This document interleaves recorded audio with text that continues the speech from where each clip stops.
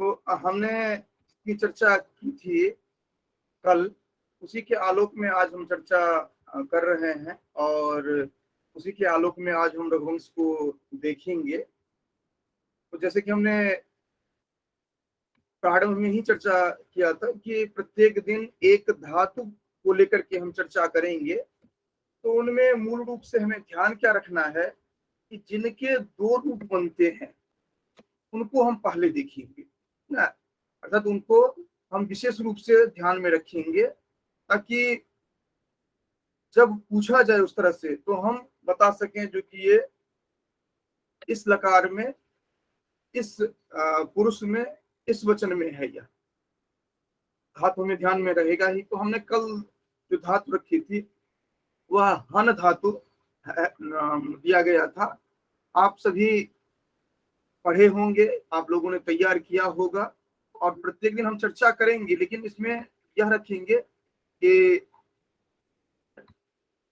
एक धातु जो है उनमें से किसी एक व्यक्ति को या दो व्यक्ति को स्थाली बुला कर न्याय से मैं पूछूंगा, क्योंकि सभी से अगर मैं पूछने लगा तो 1 घंटा उसी में चला जाएगा। तो इसलिए उस तरह ना रख करके हम प्रयास ये करेंगे जो कि एक किसी व्यक्ति से पूछेंगे और मध्य से रखेंगे। लेकिन अभी हम क्या करते हैं, पहले एक बार पढ़ लेते हैं जो कि जो पांचों लकार में किस तरह से होगा। उसके बाद आप लोगों के पास भी ग्रंथ होगा, ग्रंथ को देख करके पहले पढ़ेंगे। याद करने का तरीका जो रखेंगे यहाँ पर, इस तरह से ग्रंथ को देख करके एक बार पढ़ेंगे, फिर दोबारा आप प्रयास करेंगे जो कि जो आपने याद किया है वो यथावत आपको ध्यान में आ जाए और आप उसको रिकॉल कर सकें। और ये उसमें भी जब आप याद कर रहे होते हैं तो अनिवार्यतः ध्यान ये रहे कि आप उसको एक बार लिख अवश्य लें, देख करके लिखें, फिर याद हो जाए तो अपने मन से लिखें। क्योंकि होता यह है कि हम रटते हैं तो कुछ त्रुटियां हो जाती है और वही त्रुटियां हमें वहां पर भारी पड़ती है। तो हम प्रयास यही रखेंगे जो कि लिख करके भी तैयार रखेंगे। अभी हम एक बार पढ़ लेते हैं, फिर डायरेक्ट रघुवंशम पर आएंगे। 5 मिनट में हम इस प्रक्रिया को खत्म करते हैं।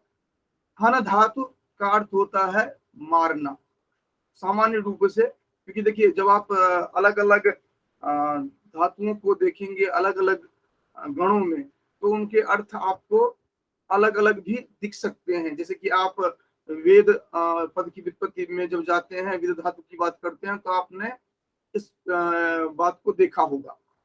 तो यहाँ पर हन धातु को हम देख रहे हैं, जिसमें कि हंति, हतः, घ्नन्ति। तो एक जो अलग रूप बन रहा है वो आप अंडरलाइन करके रखेंगे। हंति, हतः, घ्नन्ति। घ्नन्ति जो है इसको आप अंडरलाइन करके रखेंगे, क्योंकि ये एक अलग तरह से बन रहा है। हंस, हतः, हथा, हन्म, हन्वः, हन्मः, इन सब में कोई बहुत अंतर नहीं आ रहा है। केवल घ्नन्ति जो है उसको अंडरलाइन करके रखेंगे। उसका लोट लकार में देखिए, क्योंकि हंतु, हताम, घ्नन्तु, तो यहाँ पर घ्नन्त जो है इसको अंडरलाइन कर लेंगे। फिर जही, हतम, हतो, तो जही जो है इसको अंडरलाइन करके रख लेंगे। हनानी, हनाव, हनाम। फिर लंग लकार में देखेंगे अहन, अहताम, अघनन, फिर अघनन को अंडरलाइन कर लेंगे आप। फिर अहन, अहतम, अहत, तो यहाँ पर अहन जो है अहन को भी अंडरलाइन कर लेंगे, क्योंकि अहन आप दोनों में देख रहे हैं, ठीक ना। ये दोनों ही पुरुषों में देख रहे हैं, इस कारण से अहन को आप अंडरलाइन कर लेंगे। उसके बाद अहनम, अहन्व, अहन्म।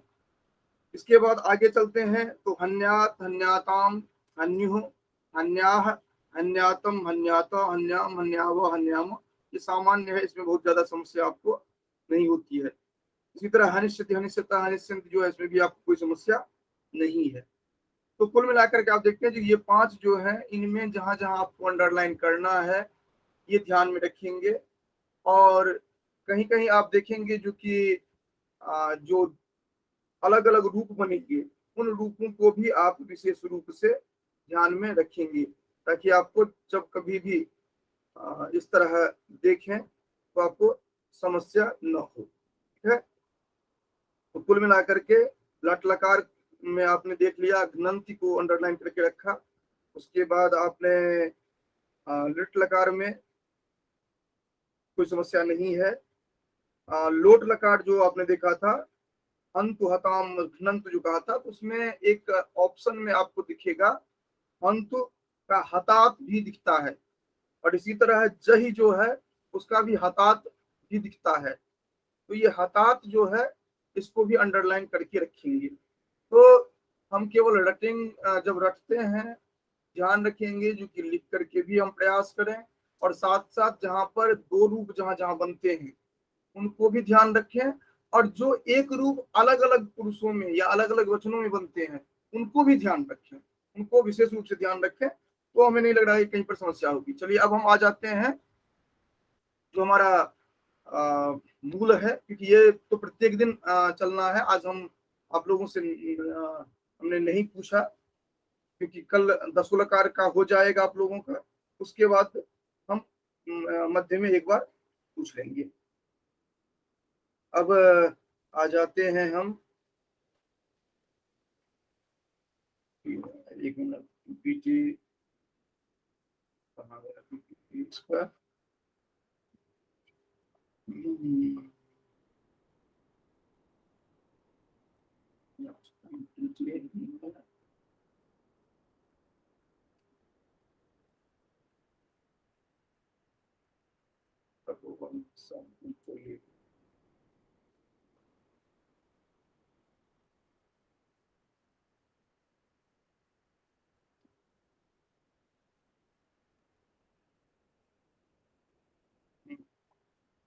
ग्रंथ जो है वो आप लोगों ने डाउनलोड कर लिया होगा, एक ग्रुप में भी दे दिया गया है। और जितना एक ग्रंथ जो दिया गया है वो पर्याप्त है। वैसे आर्काइव पर लगभग 3-4 तरह के ग्रंथ स्पष्टतः मिलते हैं, जो कि बहुत ही उपादेय है, जिसमें कि अन्वय आदि जो है वह भी उपलब्ध है। अब हम आज जो प्रारंभ कर रहे हैं वह रघुवंशम ग्रंथ को लेकर के आगे बढ़ रहे हैं, और रघुवंशम का सामान्य परिचय जो है वह हम अभी स्लाइड के माध्यम से आप लोगों को प्रस्तुत करेंगे।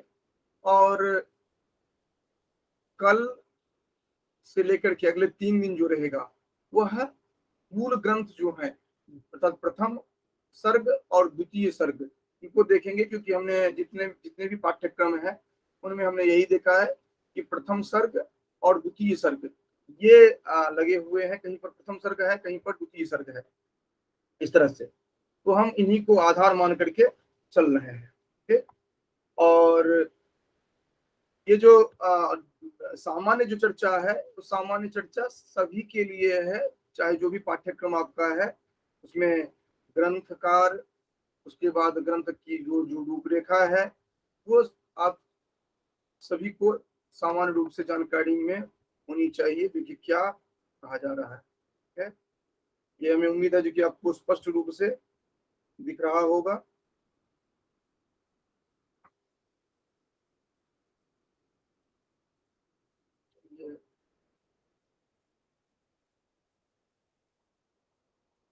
एक बार कोई हमें कंफर्म कर देंगे जो कि आपको स्पष्ट रूप से ये दिख रहा है? जी महोदय। जी सर। ठीक है। तो और अनामिका एक बार सभी का अटेंडेंस जो है वो अपने पास रख लेना, ताकि हमें ध्यान रहे। अटेंडेंस भी देख लीजिए। हाँ, स्क्रीनशॉट के हिसाब से जिस तरह भी हो अपना ये रख लेना है। ओके, ठीक है। तो हम जब भी चर्चा प्रारंभ करते हैं तो व्यक्तित्व और कृतित्व, जो भी ग्रंथ आपका आप पढ़ने के लिए जाते हैं तो वहां पर आप व्यक्तित्व की बात करते हैं और कृतित्व की बात करते हैं। तो समस्या यह हो जाती है कि हम कहाँ तक जाएं, क्योंकि ये अथाह सागर है, और इस अथाह सागर में आप कहाँ तक अपने आप को देख पाएंगे। जैसे रघुवंशम है तो इसके लेखक जो है महाकवि कालिदास, उनकी चर्चा हम करेंगे, तो हमारी सीमा क्या होनी चाहिए। तो आप यहाँ पर मूल ग्रंथों को समझने के लिए हैं, साथ साथ आप यह जानने के लिए है जो कि सटीक जानकारी आपको रहे ताकि कहीं भी कंफ्यूजन न रहे आपको। तो इसी तरह से यहाँ पर जो सामग्री उपलब्ध करवाया गया है वह वही ध्यान में रख करके करवाया जा रहा है, क्योंकि आपको कहीं भी कंफ्यूजन ना रहे और बहुत डेप्थ में इसीलिए जा भी नहीं रहे। जैसे व्यक्तित्व की बात, जब आप किसी ग्रंथ की बात करते हैं, उसके लेखक की बात करते हैं, उनके व्यक्तित्व कृतित्व की बात करते हैं, तो व्यक्तित्व की बात जब करेंगे तो वहां पर बहुत सारी बातें आ जाती है। उनका समय, उनका स्थान, उनके संदर्भ में जो लोकोक्तियां रही है, आदि आदि। इसके साथ साथ उनका जो साहित्यिक अर्थात कृतित्व में जब आते हैं तो उनका जो ग्रंथ रहा है, ग्रंथों के नाम, ग्रंथों की विधा, साथ साथ ग्रंथों का वैशिष्ट्य जो है, ये महत्वपूर्ण हो जाता है। इस दृष्टि से कुछ ग्रंथ हम यहाँ पर रिकमेंड करते हैं। आप अतिरिक्त समय में कभी जब भी आपको समय मिले आप उसको पढ़ सकते हैं, आपके पास ग्रंथ हो तो देख सकते हैं। यदि आप कालिदास या अन्य कोई जो आचार्य हैं उनके बारे में पढ़ना चाहते हैं तो सबसे सहज ग्रंथ आपको संस्कृत कवि दर्शन एक ग्रंथ है, वह आपको मिलेगा, जो भोला शंकर व्यास, आचार्य भोला शंकर व्यास जी ने लिखा है, और पीडीएफ भी उपलब्ध है उसका। और वैसे भी आप ग्रंथ मार्केट में प्राप्त कर पाएंगे। वो ग्रंथ, उस ग्रंथ की वैशिष्ट यह है, वहां पर जो भी दिया गया है प्रामाणिक रूप से दिया गया है, और वह यूपीएससी के लिए भी प्रिस्क्राइब किया जाता है। तो और वहां पर उसकी भाषा जो है, जब आप पढ़ेंगे तो स्वयं आपको लग जाएगा जो कि क्या उसका वैशिष्ट है, और एक क्रम से दिया गया है, जो कि नाटककार जो है उनका एक क्रम दिया गया है, महाकवि जो है उनका क्रम दिया गया है, उपन्यासकार जो है उनका क्रम दिया गया है, तो इस क्रम से दिया गया है। तो आप उन ग्रंथों को देख सकते हैं, लेकिन यहाँ पर अब आपके पास उतना टाइम है नहीं जो कि आप पढ़ेंगे, तो यहाँ पर हम संक्षेप में हमने लिया है। तो जो जैसे कालिदास का जो समय की बात करते हैं तो आपको बहुत सारे मत मिलेंगे। जितने भी आप ग्रंथ देखेंगे, वो आप शाकुंतलम देखें, उसकी भूमिका में अन्य अन्य ग्रंथों को, तो अलग अलग दिखेंगे। लेकिन ये जो हमने तीन चार बिंदु मान दिया है वह आपके लिए पर्याप्त है। एक तो षष्ठ शतक संदर्भित चर्चा चलती है, एक चतुर्थ शतक संदर्भित चर्चा चलती है, एक प्रथम या द्वितीय शतक संदर्भित चर्चा चलती है, जिनमें कि सामान्य रूप से कह दिया जाता है जो कि प्रथम शतक से लेकर के चतुर्थ शतक तक का काल माना जाता है। लेकिन हम देखते हैं प्रथम शतक से लेकर के षष्ठ शतक तक का काल माना जाता है, जिसमें कि प्रथम शतक जो है वह विशेष रूप से देखा जाता है। और क्यों माना जाता है इसको आप अलग अलग तरह से देखिए, क्योंकि प्रथम शतक जो है वे व्यक्ति मानते हैं जो अश्वघोष से पूर्व या अश्वघोष के समकालीन इनको मानते हैं, अर्थात अश्वघोष से यथावत पूर्व ही आप कहेंगे, क्योंकि जो मानते हैं कालिदास को उनकी कल्पना शैली और आदि जो है उनके आधार पर। कुछ जो है वो अश्वघोष के बाद मानते हैं, कनिष्क के आधार पर निर्णय लेते हैं ये लोग, तो ये आपको द्वितीय शतक में मानते हैं। कुछ व्यक्ति जो है चतुर्थ शतक मानते हैं, जैसे कि कीथ हैं, ये चतुर्थ शतक मानते हैं। ये कहते हैं जो कि अश्वघोष के की जो प्राकृत है उसी तरह का साम्य है इनका भी, और इसी कारण से बहुत उसके बाद वाले होंगे कालिदास, ये आधार मानते हैं। हालांकि एक एक मत जो है उस पर बहुत लंबा डिबेट है, उस पर हम नहीं जा रहे हैं, लेकिन मोटे तौर पर आपको ध्यान रखना चाहिए। और षष्ठ शतक जो है ये विक्रमादित्य जो है अर्थात यशोधर्मा जो है, उन्होंने पूर्णवंशीय राजा मिहिरकुल को परास्त किया था, ये आधार मान करके माना जाता है। तो कुल मिलाकर के अलग अलग मत हैं। क्यों ये मत प्रचलित है ये संक्षेप में यहाँ पर बता दिया गया है। और इनके जन्मस्थान के संदर्भ में भी बहुत सारे अलग अलग मत प्राप्त होते हैं, जो कि उज्जैनी को, वहाँ जो वक्र पंथा है उसके आधार पर उज्जैनी की बात की जाती है। और अगर अलग अलग है, कोई मिथिलांचल में मानते हैं उच्चैठ नामक स्थान को, कहीं पर बंगाल में माना जाता है, कहीं कश्मीर माना जाता है, अलग अलग ये मत है। उन मतों को यहाँ पर डिबेट का विषय यहाँ पर हमारे लिए नहीं है, लेकिन हम सामान्य रूप से जानते इसलिए रहे क्योंकि हमारे लिए ये उपादेय हो सकते हैं क्योंकि इनमें से कौन सा मत है। तो अंडरलाइन मैंने कर दिया है, प्रथम शतक वाला जो है वो विशेष रूप से माना जाता है। लेकिन अन्य जो है वो भी कहीं न कहीं किसी न किसी विद्वानों ने माना है, ये भी आप ध्यान में रखेंगे।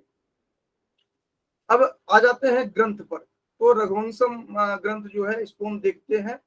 इसमें नायक जो है ये अलग-अलग राजाओं को जो देखेंगे, इंक्लूडिंग राजा रामचंद्र जो हैं, ये सभी धीरोदात्त प्रकृति के मिलेंगे आपको। और धीरोदात्त प्रकृति की चर्चा हम जब साहित्य दर्पण करेंगे वहां पर चर्चा हम कर लेंगे कि धीरोदात्त क्या है। और जब और ये कहाँ पर हम चर्चा करेंगे साहित्य दर्पण में, जब हम चर्चा करना प्रारंभ करते हैं कि ये रस क्या है। तो रस के लिए विभावानुभाव व्यभिचारी संयोग रस निष्पत्ति कहते हैं, रस सूत्र। और उसमें विभाव क्या है, तो आलम्बन और उद्दीपन। आलम्बन में के अंतर्गत हम नायक नायिका की चर्चा करते हैं। तो नायक कितने प्रकार के हैं ये चर्चा होने लगती है। और उसी में 4 प्रकार के जो इनिशियल स्टेज जो है नायक के, ये चर्चा की जाती है। उसी में एक है धीरोदात्त। तो ये धीरोदात्त नायक की श्रेणी में होंगे जितने भी यहाँ पर आप देखेंगे राजाओं को। हालांकि परवर्ती जो राजा है उनमें कुछ गुण जो है उनमें समस्या दिखती है, तो हम आगे चर्चा भी करेंगे ग्रंथ में। उसके बाद कुल 29 राजा जो हैं, 29, इन राजाओं की चर्चा हुई है। मनु और इक्ष्वाकु, इनको भी अगर आप जोड़ लें तो 31 राजाओं की बात की जाती है। तो ये ध्यान रखेंगे, जो कभी कभार कंफ्यूजन में हम आ जाते हैं, जो कि 29 है 31 है। तो अगर ऑप्शन दे दिया जाता है 31, इसमें भी ये ध्यान रखना है जो कि उनमें ग्रंथ में किन किन राजाओं का वर्णन किया गया है। और 31 राजा जो होंगे मनु और इक्ष्वाकु, इन दोनों को मिला करके होंगे। राजाओं का जो वर्णन किया गया है ग्रंथ में वो 29 देखेंगे वहां पर। और इसके साथ साथ मनु और इक्ष्वाकु को मिला देंगे तो 31। तो प्रश्न क्या वहां पर पूछा जा रहा है ये आपको ध्यान देना होगा। ठीक है।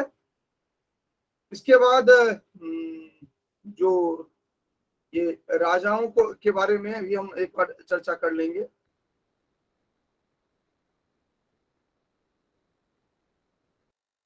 तो यहाँ पर फिर 19 सर्गों में चर्चा की गई है। कुल श्लोक जो आप देखेंगे 1569 श्लोक देखते हैं, जिसमें कि सर्वाधिक जो श्लोकों की बात की जाए तो 12वें सर्ग में आप देखेंगे जो 104, और 18वें सर्ग में 53 सबसे कम, ये इस तरह दिखेगा। तो ये सब कुछ फैक्चुअल है जो कि हम अभी देखना शुरू करेंगे एक एक सर्ग को, तो हमें ये भी समझ में आ जाएगा जो कि हम ऐसा क्यों कह रहे हैं, किस तरह से कह रहे हैं। ये राजाओं की जो हमने बात की थी इसमें नोट कर लेंगे। ये दिलीप की बात करते हैं हम, फिर रघु, अज और दशरथ, क्रम से महत्वपूर्ण राजा जो है दिलीप, रघु, अज और दशरथ। और एक बात और ध्यान रखेंगे आप, जब आप प्रतिमा नाटक ग्रंथ जो है आप पढ़ेंगे, भास की महाकवि भास की जो रचना है, वहां पर भी आपको राजाओं का क्रम दिखेगा। तो वहां पर भी ये यहाँ तक दशरथ तक, अर्थात वहां पर राम तक की बात होती है, लेकिन मूल रूप से प्रतिमा गृह जो होता है वह दशरथ की बात होती है। तो ये इसी तरह के मिलेंगे। तो आप ग्रंथों को कोरिलेट करके भी याद रख सकते हैं। प्रश्न अगर कोई आता है, प्रतिमा नाटक आपने नहीं पढ़ा है मान लीजिए, तो आप वहां पर लिख सकते हैं। हालांकि यहाँ पर प्रतिमा नाटक का कहीं पर नहीं है पाठ्यक्रम में, तो हमने नहीं दिया है, लेकिन एक ग्रंथ है प्रतिमा नाटक, वहां पर इस तरह की है। तो दिलीप, रघु, अज, दशरथ, और दशरथ के जो पुत्र हैं वो आप जानते हैं 4 पुत्र होंगे। और फिर 4 पुत्र में जो राजा रामचंद्र हैं उनके जो पुत्र हैं लव कुश, तो वहां पर कुश जो है उनका वंश आगे चलता है। लव की बात यहाँ पर नहीं की जाती, इसलिए ध्यान रखेंगे, क्योंकि कुश जो है, यद्यपि मोटे सामान्य रूप से ये कहा जाता है क्योंकि लव जो है वह मूल थे, और लव की अनुपस्थिति पा करके मुनि ने, ऋषि ने कुश से एक बालक का निर्माण किया और वो लव कुश कहे गए। तो यहाँ पर कुश जो है उनका आगे बढ़ता है वंश, और उनके पुत्र संतति जो है उनमें अतिथि, फिर आगे निषद, फिर नल, नभ, पुंडरीक, क्षेम, धन्वा, देवानी, इन राजाओं की चर्चा होती है। और देवानी के जो संतति है उसमें अहिनगु या अहिनगु जो है उनके फिर संतति की चर्चा की जाती है। हालांकि हम इन संततियों की बात गौण रूप से चलता है। और लास्ट में आप देखते हैं अग्निवर्ण। तो प्रश्न बनता है अंतिम किस राजा की चर्चा की गई है, तो अग्निवर्ण जो है उनकी चर्चा की गई है, रघुवंशीय राजा जो है। तो आप देख लेंगे कितना हो जा रहा है, 1 2 3 4 5 6 7 8 9 10 11 12 13 14 15 16 17 18 19 20 21 22 23 24 25 26 27 28 29 28। ठीक। और ये जो मनु और इक्ष्वाकु की बात की जा रही है, इन दोनों की चर्चा ग्रंथ में प्रकारांतर से की गई है, साक्षात नहीं की गई है। इस कारण से इन दोनों को अतिरिक्त रखा जाता है। लेकिन चूंकि ये इक्ष्वाकु वंश है और मनु की चर्चा वैवस्वत मनु नाम ये चर्चा की गई है, इसलिए इन दोनों को भी जोड़ करके 31 की बात की जाती है। सर्ग की बात हमने कर ली, श्लोकों की बात कर ली। उसके बाद रस छंद अलंकार की बात होती है। तो रस जो है इसमें अलग अलग जो है इनको आप देखेंगे, जिसमें कि चारों प्रकार के वीरों का वर्णन किया गया है वीर रस का, जैसे धर्म वीर, युद्ध वीर, दान वीर, दया वीर। और अंतिम सर्ग में श्रृंगार आदि की चर्चा की गई है। तो मुख्य रूप से वीर जो है इनको आप ध्यान रखेंगे। उसके बाद छंद की बात करेंगे तो अलग अलग छंद की चर्चा की गई है, अर्थात लगभग 22 छंदों की चर्चा है, जिसमें कि मूल रूप से दो जो है, अर्थात सबसे अधिक उपजाति और उसके बाद अनुष्टुप, और लगभग 500 कुछ जो है वह उपजाति है, और इतने ही 500 कुछ जो है वो अनुष्टुप का प्रयोग किया गया है। तो नंबर 1 पर उपजाति, नंबर 2 पर अनुष्टुप, और अतिरिक्त जो होंगे वो 20 हैं। ठीक है, तो टोटल 22 छंदों की चर्चा की गई है, छंदों में रचना है यह। उसके बाद अलंकार की बात करेंगे तो अनुप्रास, यमक, उपमा, अर्थात अगर शब्दालंकार की बात करें तो आप अनुप्रास को सर्वाधिक पाएंगे। अर्थालंकार की बात करें तो अनुष्टुप, सॉरी, उपमा को सबसे अधिक पाएंगे आप। तो इस तरह से आप ध्यान में रखेंगे।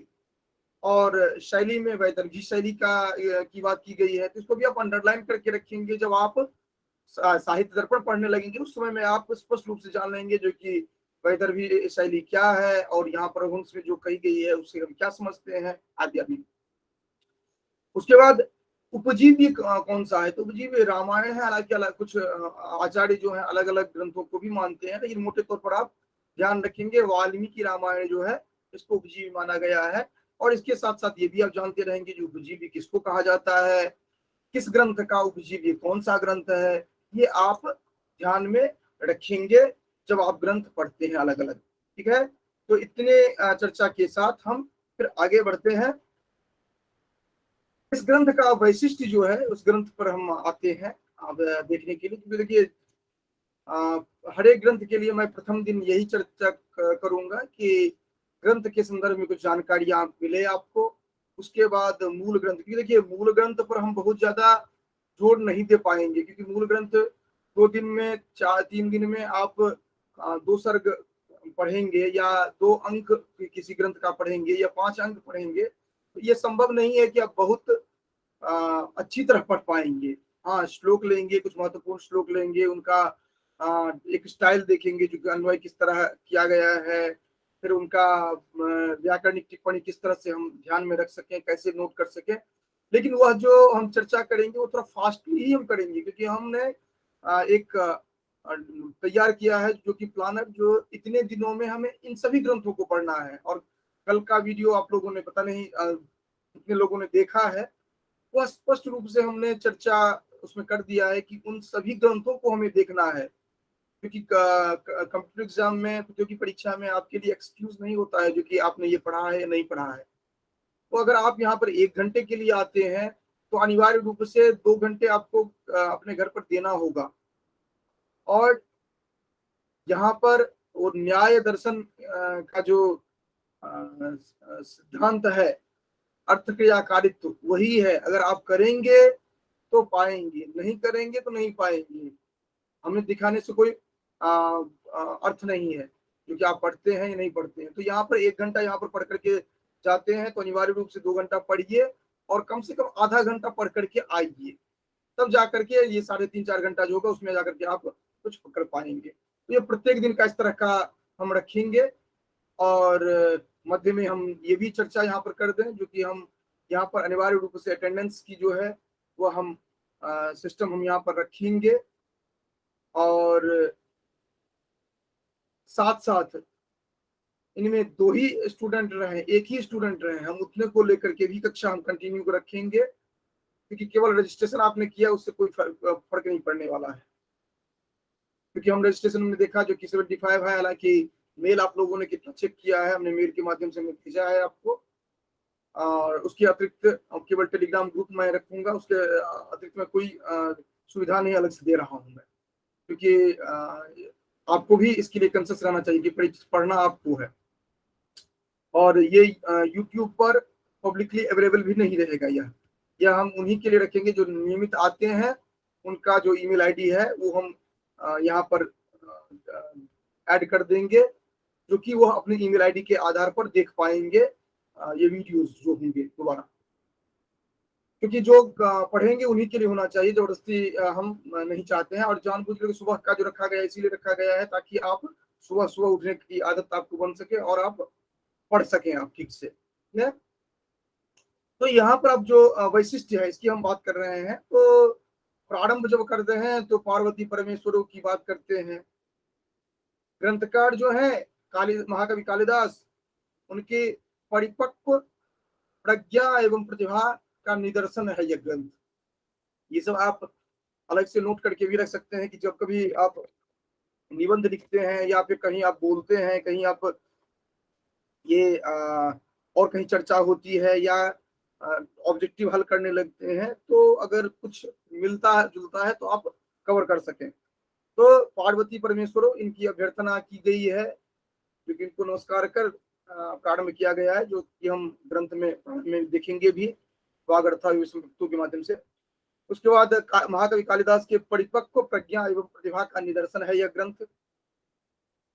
यहाँ पर रघुवंश जो कहा गया है, इसमें तो बहुत सारे राजा हैं, 29 राजाओं की चर्चा की गई है, लेकिन रघु के नाम पर ही क्यों रखा गया है? तो अत्यंत प्रतापी राजा रहे हैं, अपने दानशील के लिए भी ये प्रसिद्ध रहे हैं।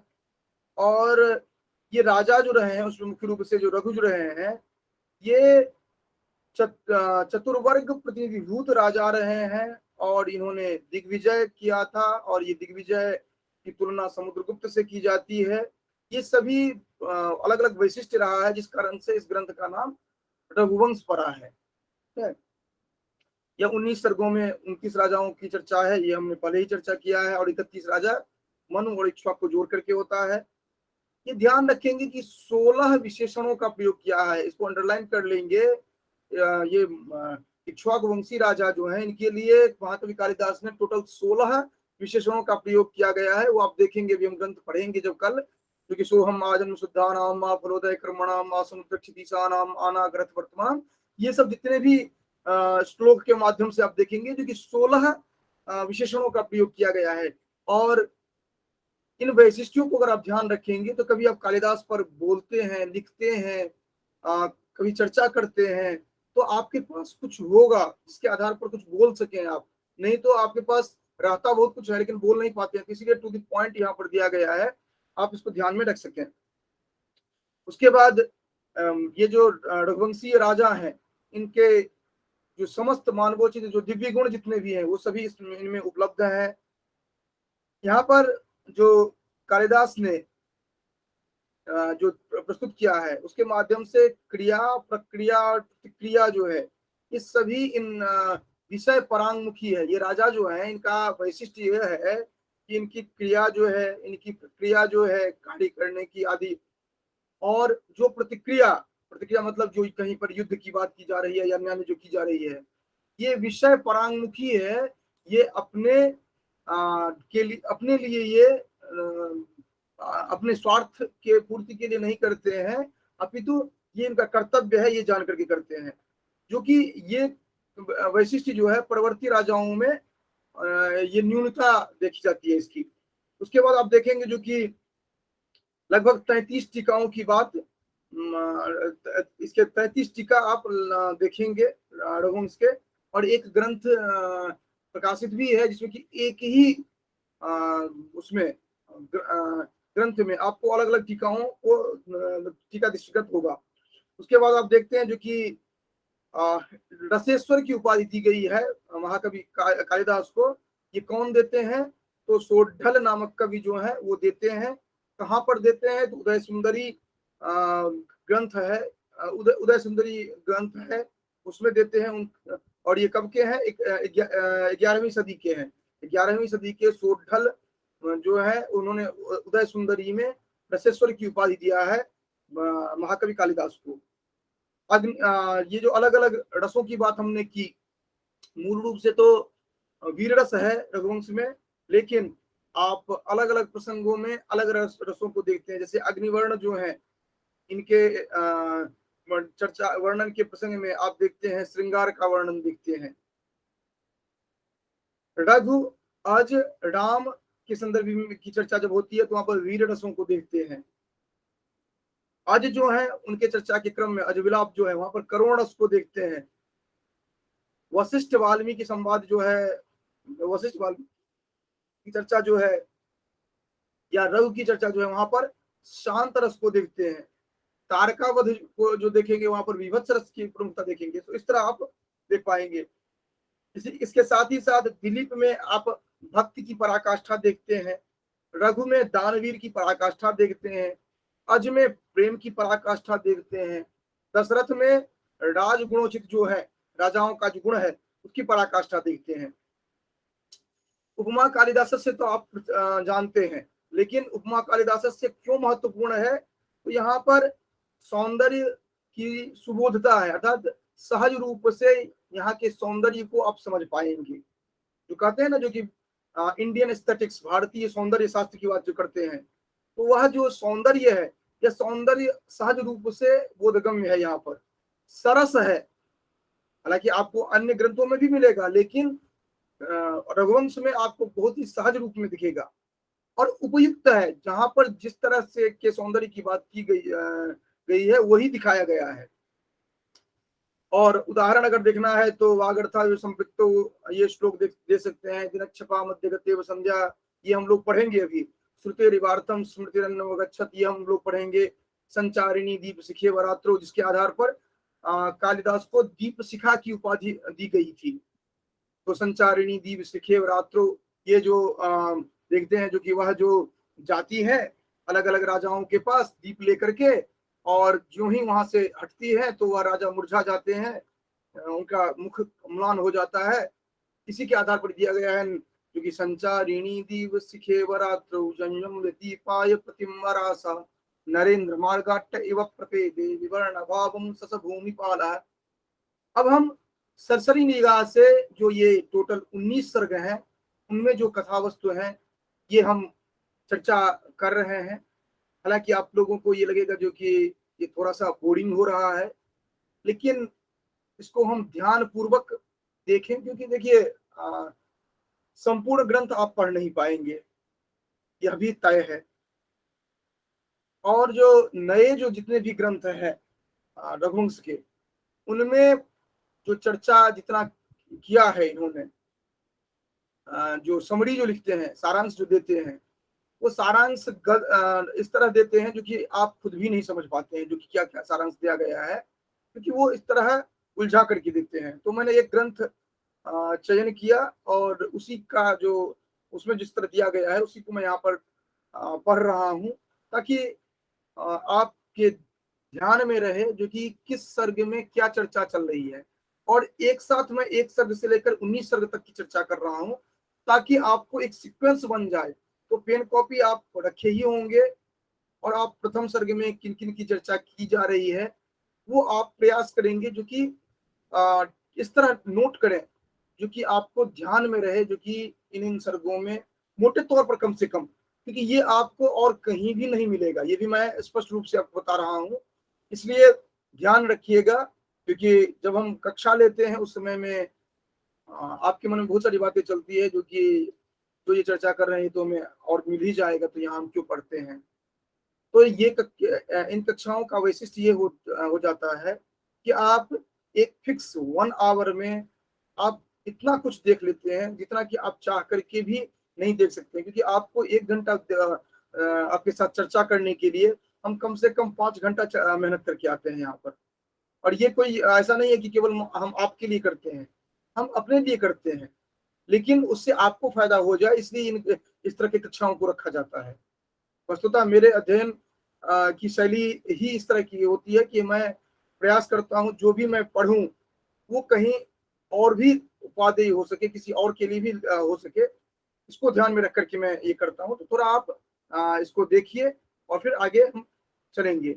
और ये जो अनामिका, लास्ट में एक बार स्क्रीनशॉट ले लेना क्लोज होने से पहले, ठीक है, क्योंकि कितने व्यक्ति हम लोग लास्ट तक हैं जुड़े हुए हैं, ठीक है। चलिए तो हम देखते हैं इसमें प्रारंभ जब हम करेंगे तो देखते हैं जो कि शिव पार्वती जो है उनकी वंदना की जाती है, जो हम कल प्रारंभ में ही देखेंगे। वागर्था वे संपृक्तो वागर्थ प्रतिपत्तये जगत पितरो वंदे पार्वती परमेश्वरो, इनके माध्यम से। और उसके बाद रघुवंश के गुणों की चर्चा की जाएगी, जहां पर वो कहेंगे रघुणामन्वयम वक्षे। यहाँ से प्रारंभ करेंगे तो रघुवंश का वर्णन करेंगे वो, जो कि रघुकुल किस तरह का है, किन वैशिष्ट्यों से युक्त है। तो उसमें फिर 16 जो मैंने कहा जो कि विशेषण की बात करेंगे यहीं पर कर लेंगे। उसके बाद राजा दिलीप जो है वह मनुवंश में उत्पन्न होते हैं, उसकी चर्चा होती है। फिर उनके कीर्ति का वर्णन किया जाता है। फिर राजा दिलीप के पुत्र नहीं है तो पृथ्वी पालन के लिए वो मंत्रियों को नियुक्त कर राजा गुरु ये जो राजा है वो गुरु वशिष्ठ के आश्रम में रानी सहित जाते हैं। अब देखिए इससे आपको 2 तरह के ऑब्जेक्टिव प्रश्न बन जाते हैं। एक प्रश्न बनते हैं जो कि इनमें से कौन राजा कुछ जिन संतान न होने के कारण गुरु के समीप जाते हैं या आश्रम जाते हैं, इस तरह का प्रश्न बन सकता है। या दिलीप इनमें से किनका पुत्र संतान नहीं है, या घुमा करके और किसी तरह से प्रश्न बन सकता है। या फिर दिलीप के गुरु कौन थे, या दिलीप किस आश्रम में जाते हैं। तो देखिए एक सेंटेंस है, एक सेंटेंस में से कितने सारे प्रश्न बन सकते हैं। उसके बाद रानी सहित वो जाते हैं, और रानी कौन है, सुदक्षिणा है, अब जानते हैं, अभी पढ़ेंगे भी हम लोग। और वो अपना दुख उनको कहते हैं, और दुख क्या कहते हैं, तो चूंकि उनका पुत्र नहीं है, संतान नहीं है, और यह संतान न होना अपने आप में बहुत ही बड़ा कष्ट है, ये चर्चा करते हैं। तो देखिए अब वहां पर वो संतान क्यों चाहते हैं, पुत्र क्यों चाहते हैं वो, तो आप उससे पहले आपने पढ़ा हुआ था जो कि प्रजा ये गृह में अधिनाम, वह जो गृह में करते हैं अर्थात गार्हस्थ जीवन व्यतीत करते हैं, संतान की कामना करते हैं। वो क्यों करते हैं, क्योंकि वह वंश अच्छी तरह से चल सके, वह राजकुल जो है समाप्त न हो, इसलिए। ठीक है, तो ये जो ये राजा जो है ये अपना दुख वहां उनको बताते हैं।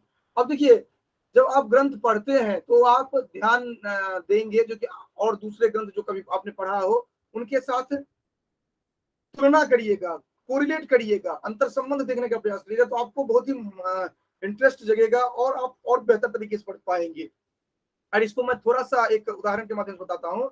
जैसे यहाँ पर ये गुरु वशिष्ठ के आश्रम में जाते हैं और अपने संतान की बात करते हैं, क्योंकि संतान नहीं है, उनको कष्ट होता है। अब इसको आप कोरिलेट करेंगे, क्योंकि आपको सब ग्रंथ पढ़ना है। आप शाकुंतलम पढ़ेंगे, शाकुंतलम में इनको राजा को संतान के संदर्भ में चर्चा वो करते हैं, जो कि एक श्रेष्ठी जो है उसको उसका अपत्य की बात आ रही है। ये प्रसंग आप देख करके कोरिलेट करेंगे जब आप ग्रंथ पढ़ लेंगे।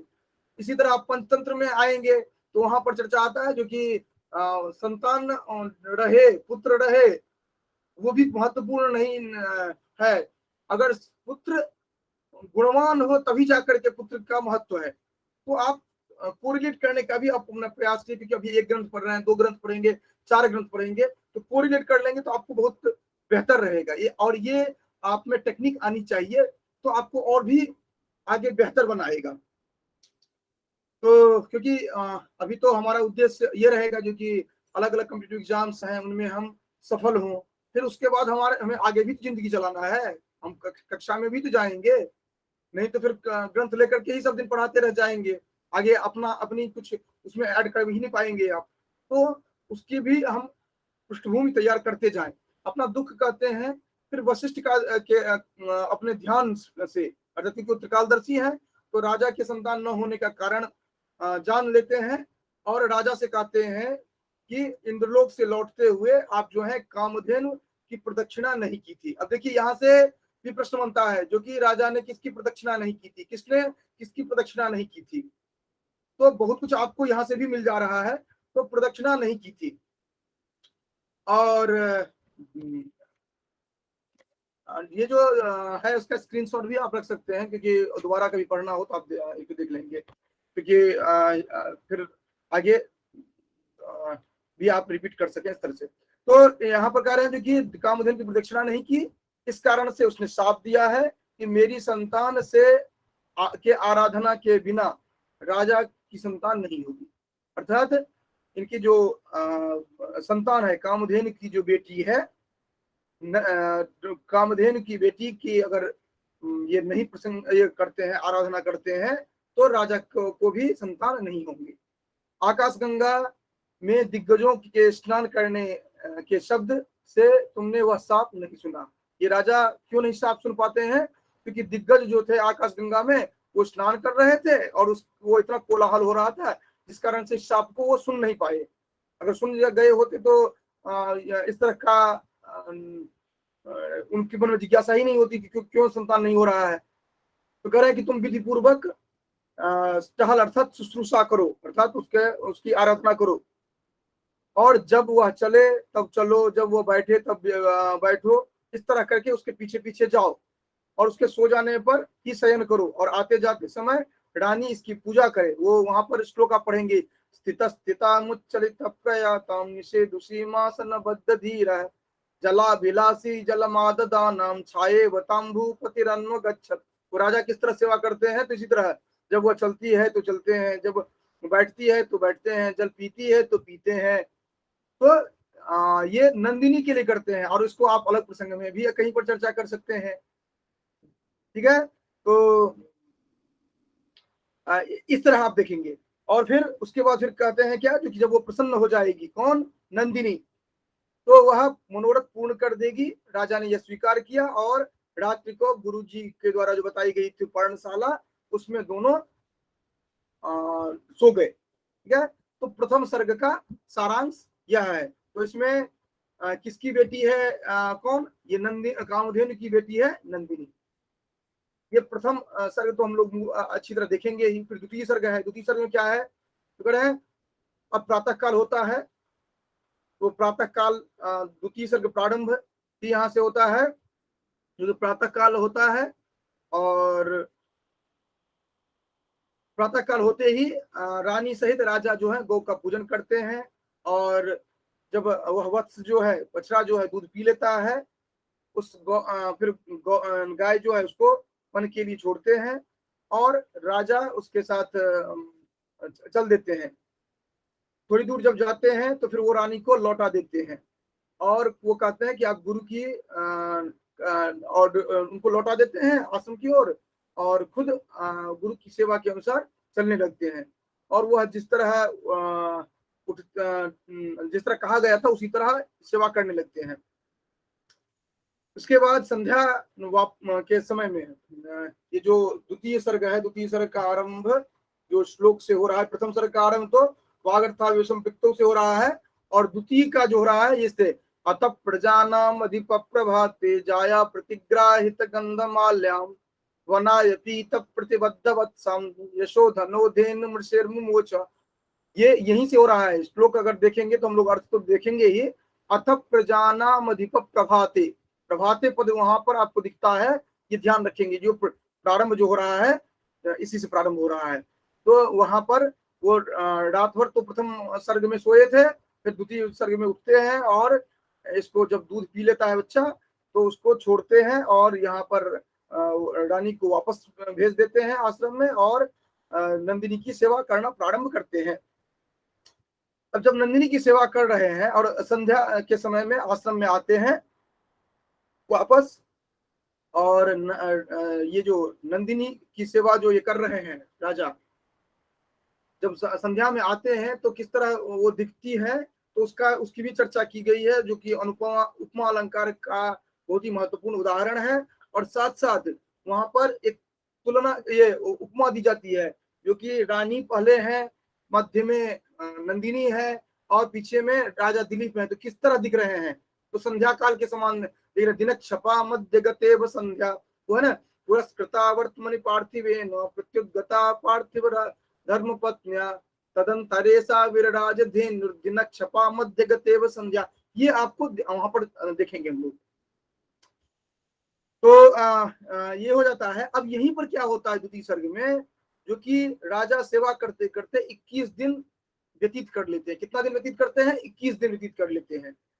तब राजा के जो तब गाय जो है, अर्थात ये नंदिनी जो है, वो गाय की ये राजा की परीक्षा लेना चाहते हैं कि वास्तव में ये सही से मेरे सेवा कर रहे हैं, ये वैसे ही है। तो हिमालय के पर्वत से, अर्थात कितना दिन के बाद? 21 दिन बीतने के बाद, ठीक है, हिमालय के पर्वत के गंगा के किनारे वाली गुफा जो है उसमें राजा प्रवेश कर गई।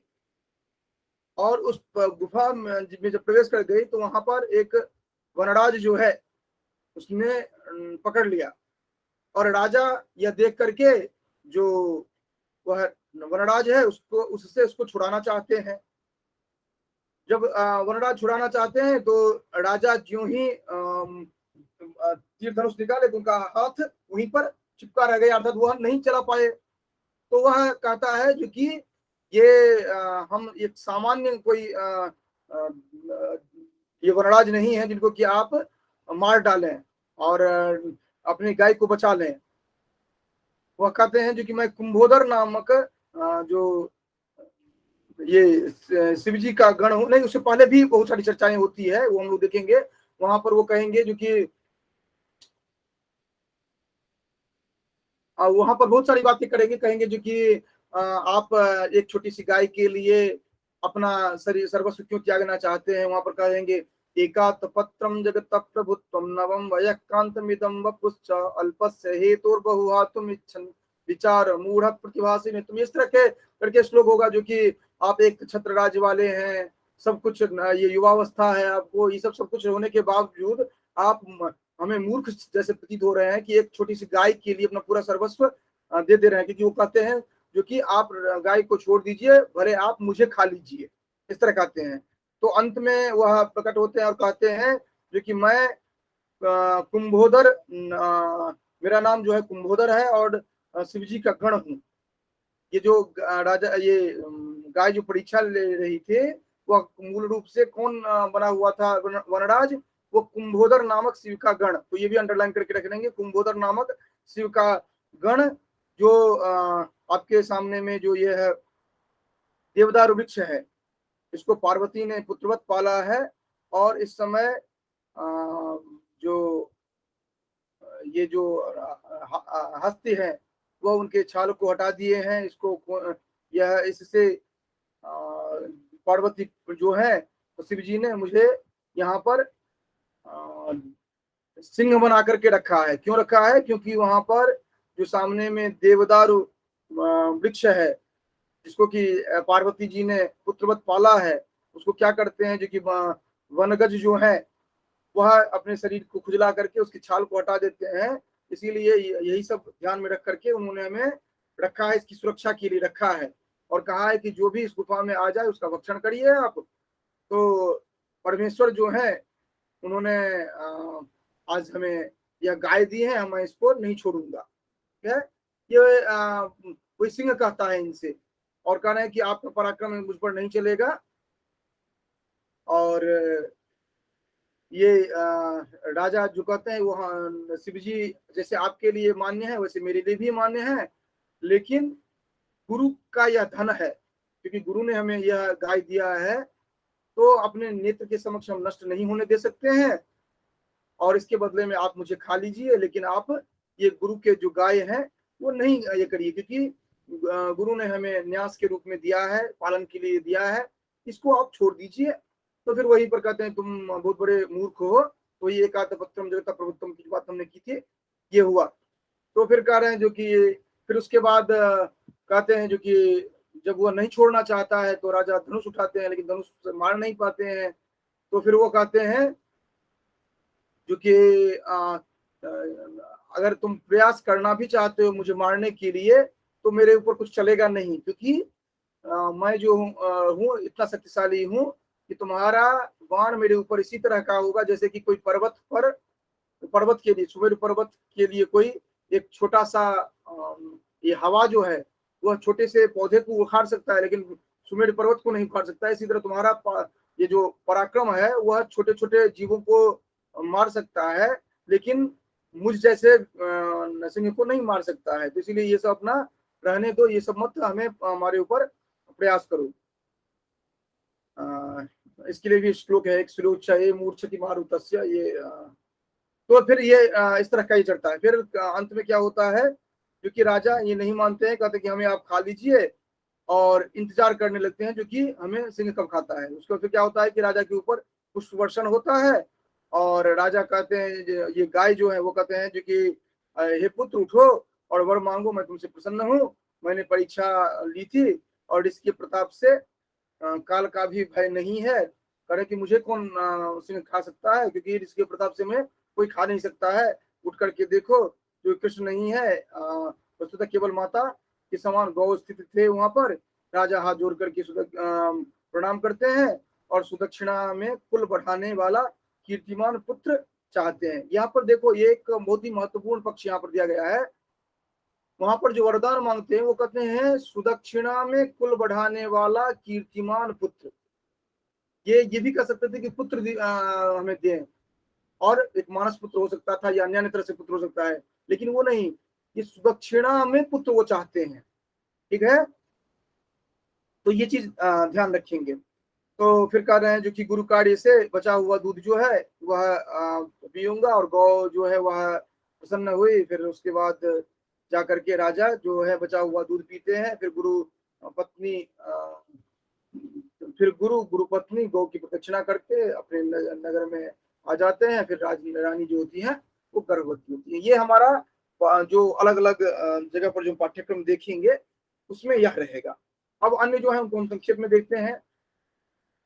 अभी तक हमने प्रथम में क्या देखा था, जो कि गुरु से बात करते हैं और सो जाते हैं गुरु आश्रम में। दूसरे में हम जो गाय को चराने के लिए प्रारंभ करते हैं और जितना भी प्रसंग आता है वरदान जो प्राप्त होता है वह देखते हैं। रानी गर्भवती होती है, यहाँ तक हमने देखा था। अब तृतीय प्रसंग जो है, प्रथम में पुत्र नहीं है, दूसरे में रानी गर्भवती हुई, तो तीसरे में तो पुत्र ही पैदा होगा ना। तो तृतीय में पुत्र पैदा होता है 10वें महीने में, अर्थात नवम व्यतीत होकर के 10वें में रानी का पुत्र प्राप्त होता है। और ये 10वां महीना जो दिया गया ये भी बहुत ही महत्वपूर्ण है, इसको आप ध्यान रखेंगे। क्योंकि देखिए ग्रंथ में जितनी भी चर्चा होती है वो शासय है, ऐसा नहीं है कि वैसे ही चर्चा कर लिया जाता है। क्योंकि आप सभी जानते हैं क्योंकि संतान की प्राप्ति जो है वह पूर्ण गर्भ जो है वह जब सहज रूप से इस संसार में वह जातक जो है वह जब संसार में आता है तभी उसको जातक कहा जाता है। और वह पूर्ण गर्भ होने पर तभी जा करके वह और पूर्ण गर्भ जो होता है वह 10वें महीने में आकर परिपक्व अवस्था में होता है, नौवां पूरा होकर के। तो ये जो कहा है, अगर वह उससे पहले अगर डिलीवरी होती है उसमें भी दिया गया है नेचुरल डिलीवरी जो होती है वह नेचुरल अवस्था में होगी, और अगर अन्य जो है वह कहीं न कहीं कुछ न कुछ समस्या होगी, तभी इस तरह का होता है। और अगर वह परिपक्व नहीं होता है, अपरिपक्व, मान लीजिए कोई सप्तम में हो जाता है या अष्टम में हो जाता है, तो वो परिपक्व नहीं होता है। तो ये जितनी भी बातें कही जा रही है वह एक स्वस्थ मनुष्य के संदर्भ में कहा गया है। वैसे भी आप सत्यनारायण कथा भी पढ़ते हैं तो वहां पर देखते हैं जो कि ये पूर्ण गर्भ की बात वहां पर भी की गई है। ओके, तो ये आप देखेंगे जो 10वें महीने में रानी का पुत्र हुआ, उसका नाम रखा गया, रघु रखा गया। ठीक है, दिलीप का पुत्र जो है रघु रखा गया। बड़े होने पर उसने स्वयं राजा ने उसे विद्या पढ़ाई। दिलीप जो है 99 यज्ञ करने के बाद 100वां यज्ञ जो है, यज्ञ का जो घोड़ा है छोड़ने पर इंद्र ने माया से गुप्त घोड़ा का हरण किया। अर्थात 99 यज्ञ करके 100वां यज्ञ करते हैं, और इंद्र जो है माया पूर्वक उसको, उस घोड़े को हरण कर लेते हैं। तब नंदिनी गौ के पसीने के जल को रघु के आंखों में लगाकर इंद्र को देखा।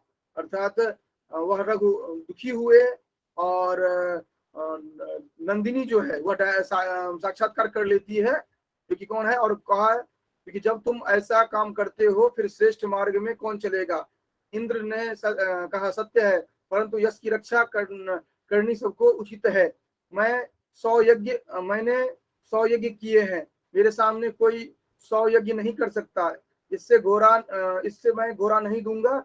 इस बात के ऊपर रघु और इंद्र का घोर युद्ध हुआ। इंद्र ने क्यों लिया था? क्योंकि इंद्र ने 100 यज्ञ किया था, ये भी कर लेता तो दोनों में बराबरी हो जाती। तो ये दोनों का जो ईगो क्लैश हो रहा था, इसके कारण से ये हुआ। फिर दोनों में घनघोर युद्ध होता है। रघु ने इंद्र की धनुष की ज्या छेदन कर दी, अर्थात रघु जीत गए। इस पर वही क्या कहें, अनागरथ वर्तमान जो कहा जाता है, इस पर क्रोध करके इंद्र जो है वो रघु को वज्र मारते हैं। रघु गिर पड़ते हैं और पल भर में उस व्यथा को सहन नहीं कर पाते हैं। इस पर इंद्र प्रसन्न होकर कहते हैं कि आपने मेरे वज्र की चोट सहन की है, इससे घोड़े के सिवाय जो भी आप चाहते हैं वह मांग लीजिए। तो रघु कहते हैं कि यही वर दीजिए कि घोड़े के भी पिता से 100 यज्ञ का फल प्राप्त हो। कहते हैं कि रघु ने कहा कि यही वर दीजिए कि बिना इस घोड़े के भी जो पिता को 100 यज्ञ प्राप्त हो। और यह वृत्तांत जो है वह तुम्हारे दूत हमारे पिता से कहें। इंद्र ने स्वीकार कर लिया, और इंद्र स्वर्ग को रघु अपने स्थान को, ये इंद्र स्वर्ग को और रघु जो है अपने स्थान को लौट गए। दिलीप पहले से ही ये वृत्तांत सुन लिए थे। पुत्र के आने पर प्रसन्न हुए, और कुछ दिनों के बाद वह राज्य देकर अपने आप वन में चले गए। अर्थात यहाँ पर उनका जो रघु का जो जन्म होता है, फिर दिलीप जो 99 यज्ञ करके 100वां यज्ञ करने लगते हैं, इस पर जो इंद्र चुरा लेते हैं उसकी चर्चा की गई है। उसके बाद फिर जाकर के किनमें युद्ध होता है, तो दिलीप तो वैसे भी बूढ़े हो गए होंगे, तो ये रघु युद्ध करता है उनके साथ, और रघु और इंद्र में युद्ध होता है। वज्र वो मारते हैं, फिर वरदान मांगने के लिए कहते हैं। वरदान में ये कहा जाता है कि हमारे पिता को 100 यज्ञों का, अर्थात इस घोड़े के बिना, आप बुरा नहीं देना चाहते मत दीजिए, लेकिन इसके बिना भी वह 100वां जो है यज्ञ उसका फल प्राप्त हो, और इस तरह दे दिया जाता है। और रघु को राज्य दे करके ये चले जाते हैं, वन में चले जाते हैं। चौथा सर्ग जो है उसमें आप छोटा सा प्रसंग देखते हैं, जो कि शरद ऋतु में रघु दिग्विजय के लिए जाते हैं। तो यहाँ पर आप केवल नोट करके केवल रख दीजिए, प्रथम सर्ग में संतान के लिए गुरु के पास जाते हैं, द्वितीय में संतान की उत्पत्ति होती है, तृतीय में द्वितीय में वो गर्भिणी होती है, तृतीय में ये संतान की उत्पत्ति होती है, और ये राजा दिलीप रघु को राजा बना करके वन में चले जाते हैं। चतुर्थ सर्ग में क्या होता है कि रघु का दिग्विजय है, जो कि रघु शरद ऋतु में रघु दिग्विजय को पूर्व दिशा जीतकर स्विशिय देश बंग देश को जीतते हैं, गंगा के द्वीप में जैत खंभे जाते हैं, फिर कपिसा नदी तट पर कलिंग देश को जीतते हैं। फिर ये जो कहा जाता है जो कि समुद्र असमुद्र क्षितिशानाम, ये जो चर्चा की जा रही है, ये समुद्र, ये संपूर्ण दिग्विजय की चर्चा की जा रही है। फिर यहाँ पर केरल को जीतते हैं, क्योंकि देखिए ये जो समुद्रगुप्त से जो इनकी तुलना की जाती है और जो इतना विस्तार पूर्वक बताया जाता है, जो कि रघु को इतना जो महत्व दिया जाता है, सामान्य रूप से जितने भी राजाओं को देखेंगे, उन राजाओं का क्या है कि वो सिर्फ इनकी बात करते हैं, अर्थात उत्तर भारत को जीतते हैं। इनका है जो कि केरल को जीतकर त्रिकूट पर्वत भी आप देख रहे हैं। ये इतना ही नहीं, पारसिक देश से आए हुए यवनों की बात करते हैं, फिर हूण को की बात करते हैं, कंबोज की बात करते हैं। ये अलग अलग जो देख रहे हैं आप। और ये क्या करते हैं, क्योंकि कामरूप, इधर कामरूप कामाख्या, इधर आप देख रहे हैं कि संपूर्ण बेहतर भारत की बात यहाँ पर देख रहे हैं। तो इस कारण से ये जो चतुर्थ है, ये अगर वर्तमान विदेश नीति की हम बात करें, अगर हम ये राजनीति विज्ञान की बात अगर हम करते हैं, तो वहां से इसको हम जोड़ सकते हैं चतुर्थ में, जो कि वर्तमान क्या परिदृश्य रहा है और उस समय में महाकवि कालिदास की क्या कल्पना रही है, ये सभी आप कर सकते हैं। जो कि ये मूल रूप से समुद्रगुप्त से कंपेयर किया जाता है, तुलना की जाती है, तो ये इस तरह से आप देख सकते हैं। फिर 5वां सर्ग जो है, केवल हिंट से आप केवल नोट करके रख लेंगे एक लाइन, तो आपको पूरा प्रसंग याद रहेगा, क्योंकि अभी आप देख रहे हैं। और यहाँ पर जो हम इतना ये इसका टाइम दे रहे हैं, वो इसीलिए दे ही रहे हैं जो कि आप कम से कम इसको पढ़ सकें। फिर यह है कि जिस समय यह दान जिस समय राजा सब धन दान कर चुके थे, तो कोत्स नामक ब्रह्मचारी जो है, वह वसंत ये वरतंत ऋषि का शिष्य गुरु दक्षिणा की इच्छा से राजा के पास आते हैं। और जब मिट्टी पात्र में अर्घ लेकर उसके निकट आते हैं, तब राजा को निर्धन देखकर वह अन्यत्र जाने की इच्छा करते हैं। राजा के आगमन का कारण पूछते हैं, तब ऋषि ने कहा कि गुरु दक्षिणा के निमित्त 14 करोड़ मुद्रा चाहिए हमें, और आपके पास तो कुछ है ही नहीं, इसीलिए मैं अन्य जगह जाता हूँ। राजा ने कहा कि 2-3 दिन आप ठहर जाइए। ब्राह्मण ठहर जाता है। राजा अपने रथ में शस्त्र रखवाते हैं और प्रातःकाल कुबेर पर चढ़ाई कर देते, चढ़ने की इच्छा करते हैं। प्रातःकाल ही सेवकों ने कहा कि महाराज, आप रात में कोष सुवर्ण की वर्षा हुई है। राजा ने कहा कि ये जो भी हुई है वो ब्राह्मण को दे दीजिए। ऋषि ने कहा, मैं गुरु दक्षिणा से अधिक नहीं लूंगा, क्योंकि मैं जितना चाहिए उतना ही लेकर के मैं जाऊंगा। 14 करोड़ जो धनराशि है वो लेकर के जाते हैं। राजा को आशीर्वाद देते हैं कि आपके जैसा ही गुणी पुत्र होगा। तो यहाँ पर कोत्स नामक ब्रह्मचारी की चर्चा आई है, और कुबेर पर जो चढ़ाई करते हैं, ये प्रसंग आया। कि देखिए ये आप लोग नोट करते भी जाएंगे मध्य में, क्योंकि ये प्रश्न बनता है यहाँ पर, जो कि कुबेर ये जो कौन राजा किस पर ये कुबेर पर ये चढ़ाई करते हैं, या किस तरह का ब्रह्मचारी, कोत्स नामक ब्रह्मचारी की चर्चा कहाँ पर आती है, कुबेर पर चढ़ाई की चर्चा कब आती है, ये विस्तार पूर्वक आते हैं। तो इनको थोड़ा ध्यान रखेंगे, एक एक लाइन नोट करके रखेंगे, तो फिर आपको अलग से नोट नहीं करना पड़ेगा। नहीं तो सामान्य रूप से क्या होता है कि हम गाइड वगैरह में तो देख लेते हैं, लेकिन सीक्वेंस में नहीं पता होता है, तो हम नहीं उसको पकड़ पाते हैं जब हम एग्जाम में बैठते हैं। और एक सीक्वेंस में अगर आपको पता रहेगा ना, तो फिर कहीं भी कंफ्यूजन नहीं रहेगा, क्योंकि हम जान रहे हैं ये सभी चर्चा किसकी आ रही है। यहाँ पर ये रघु की चर्चा आ रही है, और कोत्स नामक ब्रह्मचारी को लेकर के आ रही है। तो फिर कह रहे हैं कि आपके समान ही गुणी पुत्र होगा। और रघु का पुत्र कौन होता है? अज। और बड़ा होकर के विदर्भ देश के राजा ने उससे अपनी बहन के स्वयंवर में बुलाया। इसको तो ये अज को बुलाते हैं। वो सेना सहित चले जाते हैं और मार्ग में नर्मदा नदी के तट पर डेरा डालते हैं।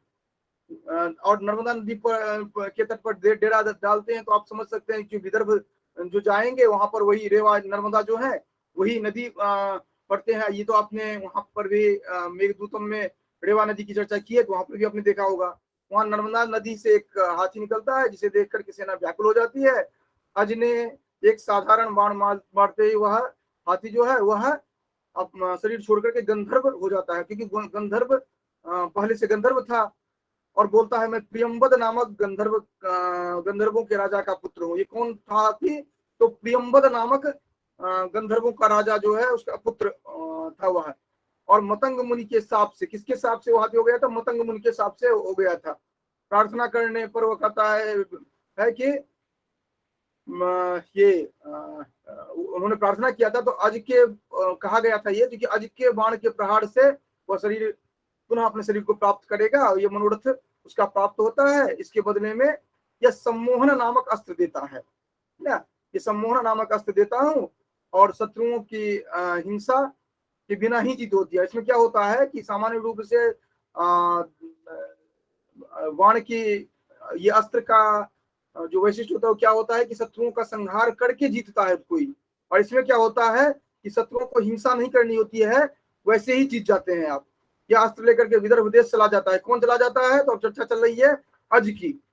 राजा ने बड़ा सत्कार किया। अज को पहली रात में कन्या मिलने के विचार के कारण देर में निद्रा आई थी, अर्थात वह मन ही मन सोच रहा था, जो कि वो गीत है ना, दुल्हन से तुम्हारा मिलन होगा मन थोड़ी धीर धरे, ये वाला रहता है।